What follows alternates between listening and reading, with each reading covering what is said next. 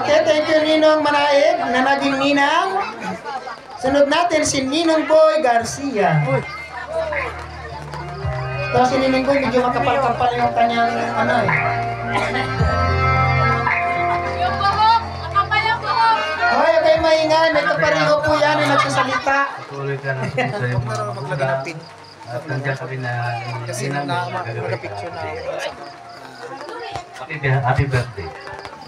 Thank you Ninong Manaig. Ay Garcia pala, sorry.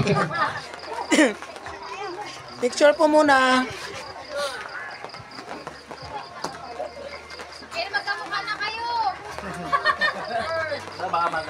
Thank you, palapakan natin si Ninong Garcia. Next natin si Ninang Norma de la Torre. Hindi pa matapos. Pagod na siya!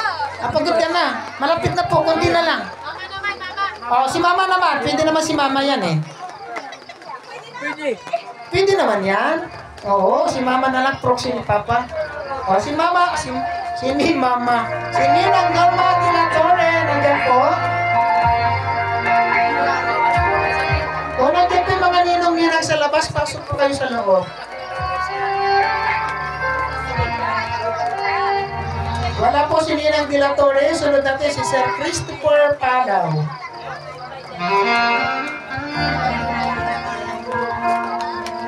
Happy birthday, Yang. Wish ko sa'yo, makuha mo yung goal mo, tapos tulungan mo sila mama at papa mo. God bless you always. Picture sir, picture mo.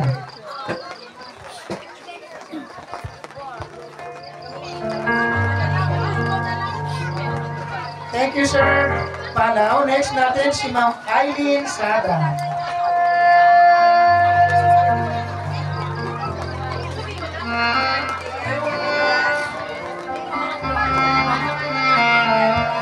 Happy birthday, Ate Dayan.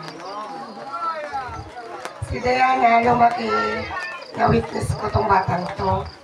Kasi estudyante ko siya dito sa Bayon. Si Dayan is giver talaga. Friendly. May kalikutan niya lang. Yung paninda ni mama niya, pinapamigay niya, dinadala niya sa classroom. Totoo po. Ang dami niyang dala-dala. Kaya marami po siyang kaibigan talaga. And then, sweet po yan siya. Sabihin ko pa ba yung naniligaw kay Dayang? Go. Kasi tandang-tanda ko siya. Yung crush niya si Ryan, kaya lang may asawa na. Si John Luyo, ba kasama? Sorry lang. Ate Dayan, 18 ka na. Pwede na. Pwede na. May go signal na kay mama, pero nandoon lang, crush lang.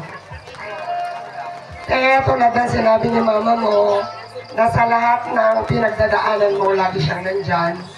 Walang ibang kakampi sa'yo, tama ka man o mali. Si mama mo lang at saka si papa mo.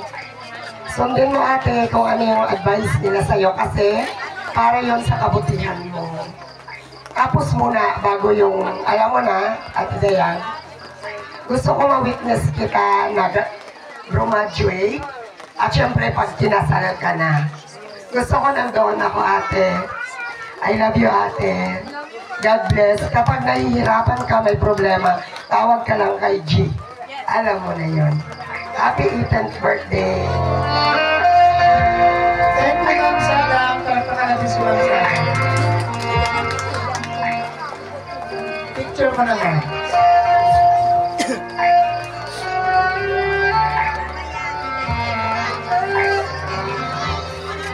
Next is Ma'am Sheila Salado.